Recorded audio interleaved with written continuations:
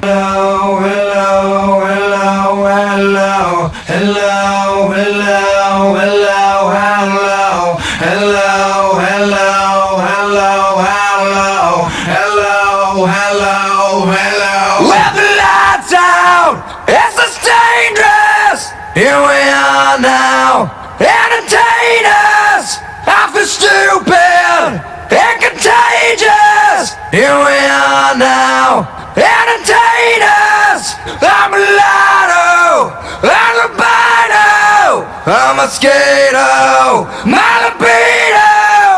Di vlog Arnold J. Nenggolan, Sarjana Hukum Magister Kenotariatan. Kali ini berkesempatan menjelaskan secara singkat mengenai perpaduan ataupun pertemuan bisnis keuangan bertemu dengan teknologi informasi, di mana masyarakat Indonesia sudah mengenal bisnis ini dengan istilah fintech. Adapun kepanjangan dari fintech adalah finansial teknologi. Hal yang melatar belakangi bisnis fintech ini dapat berlaku di negara kita karena kehadiran aturan hukum berupa Peraturan Otoritas Jasa Keuangan Nomor 77 Tahun 2016. Adapun aturan hukum ini diberi judul Layanan Pinjam Meminjam Uang Berbasis Teknologi Informasi. Kali ini kita akan membahas fintech ini dari sisi doktrin akademik, lalu kita akan membahas mengenai sistem kerja fintech ini secara umum dan juga permasalahan hukum yang sering terjadi di masyarakat. Baik, kita mulai dari sisi doktrin akademik. Istilah pinjam meminjam ini sudah tidak menjadi barang asing di dalam buku ketiga Kitab Undang-Undang Hukum Perdata, di mana referensi-referensi pasal yang dapat ditunjukkan di dalam buku ketiga tersebut yang mengatur tentang pinjam meminjam adalah pasal 13-19 Kitab Undang-Undang Hukum Perdata. Di situ disebutkan tentang perjanjian bernama atau istilah hukumnya adalah nominaat, di mana artinya pinjam meminjam ini sebuah perjanjian yang memang secara penamaannya sudah diatur secara khusus oleh undang-undang, yakni Kitab Undang-Undang Hukum Perdata Beharlijk Wetboek. Lalu referensi pasal berikutnya adalah pasal 1754 sampai dengan pasal 1769 Kitab Undang-Undang Hukum Perdata yang mencantumkan definisi dari pinjam meminjam itu dapat dibaca di dalam pasal 1754. Artinya pinjam meminjam ini karena ini adalah perjanjian timbal balik antara orang yang menerima pinjaman beserta orang yang memberikan pinjaman, ada jangka waktu pengembaliannya, lalu ada syarat-syarat juga yang ditentukan secara khusus di dalam perjanjian itu sendiri. Yang mau disampaikan secara doktrin akademik lagi agar masyarakat Indonesia mengetahuinya, bahwasanya memang pinjam meminjam ini adalah perdata murni, artinya ya pertukaran kewajiban bagi para pihak, artinya tidak ada berbicara di luar keperdataan, karena memang ini di dalam ruang lingkup privat antara individu dengan individu ataupun badan hukum dengan individu ataupun badan hukum dengan badan hukum, seperti itu. Lalu mengenai sistem kinerja bisnis fintech secara umum yang kami ketahui, bahwasanya memang bisnis fintech ini harus dijalankan oleh perseroan terbatas, artinya harus ada izin pendirian, harus ada izin operasional yang diperoleh dari Otoritas Jasa Keuangan, di mana Otoritas Jasa Keuangan ini bertindak dalam tugas pokok dan fungsinya sebagai pengatur, pelindung, dan juga pengawas dari bisnis fintech ini, yang memang agar para pihak itu antara lain konsumen dan juga pelaku usaha dapat tertib, seperti itu ya, tertib hukum. Kemudian sistem kerja fintech ini secara umum yang kami ketahui bahwasanya perusahaan fintech ini berdiri di tengah, artinya berdiri di tengah, dia akan mempertemukan pihak yang akan memberikan pinjaman dan juga orang yang akan menerima pinjaman. Selanjutnya orang yang akan memberikan pinjaman ini disebut dengan istilah funder. Nah, lalu nanti karena memang perusahaan fintech ini adalah startup yang baru dimulai berdasarkan POJK tadi di tahun 2017, maka yang kami lihat di dalam lapangan praktek, perusahaan startup fintech ini akan bekerja sama dengan koperasi contohnya, karena memang koperasi ini sudah memiliki anggota-anggota resmi sebelumnya, sehingga perusahaan fintech ini dalam menawarkan jasa pinjam meminjamnya tidak perlu lagi marketing yang bagaimana, artinya dia langsung mendapatkan pasar, langsung mendapatkan marketnya.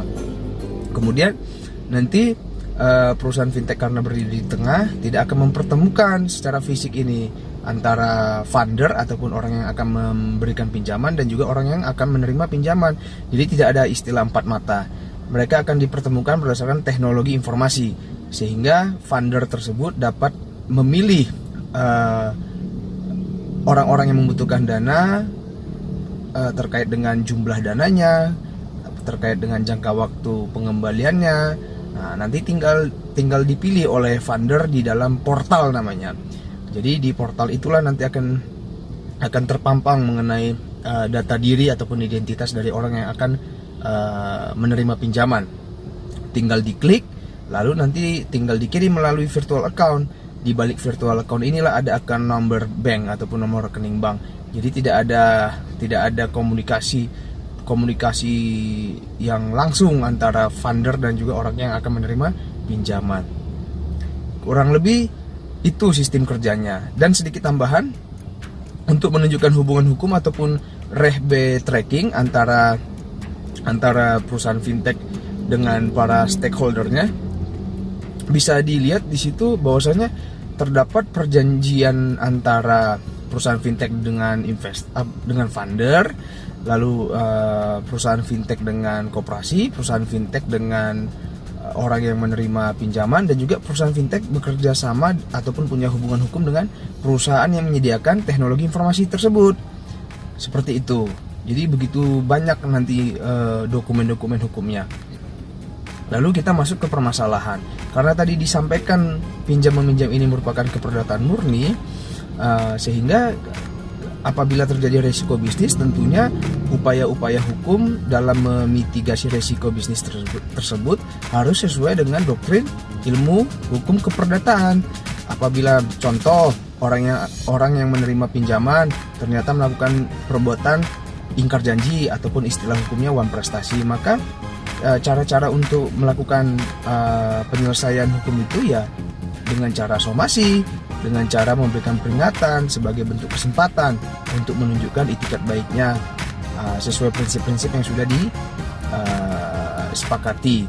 Nah, disinilah masyarakat juga harus tahu, tidak karena pemahaman masyarakat Indonesia itu selalu ketika dihadapkan dengan masalah hukum, mana perjanjiannya. Kembali lagi karena ini suasana baru, artinya suasana baru itu ada hal baru, bahwasanya sudah ada teknologi informasi, bahkan undang-undang ITE pun sudah ada. Jadi ya tinggal mengklik saja tadi funder, di situ sudah terikat hubungan hukum timbal balik tadi. Artinya ya di situ sudah ada untuk menggantikan perjanjian itu sendiri. Jadi tidak diperlukan ada perjanjian fisik.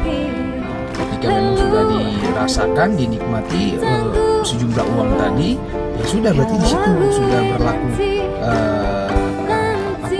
perjanjian pinjam meminjam tadi, sehingga segala sesuatu penyelesaian terhadap risiko bisnis tersebut harus diselesaikan secara keperdataan. Tetapi di dalam prakteknya pun kita melihat banyak saja penyelesaian itu di luar keperdataan, artinya pidana. Ya di sini masih bisa berargumen lagi kita ya tentunya ya. Tapi baik itu pidana ataupun perdata, yang harus difokuskan adalah karena ini perusahaan startup, pasti mereka menjaga brand, mereka harus pasang badan. Jadi padahal kan uang funder kan, uang adalah uang funder, tapi yang pasang badan untuk semuanya itu terhadap resiko bisnis itu perusahaan fintech inilah yang pasang badan. Kurang lebih seperti itu kira-kira pemahamannya. Jangan takut bahwasanya fintech ini adalah keperdataan murni. Oke?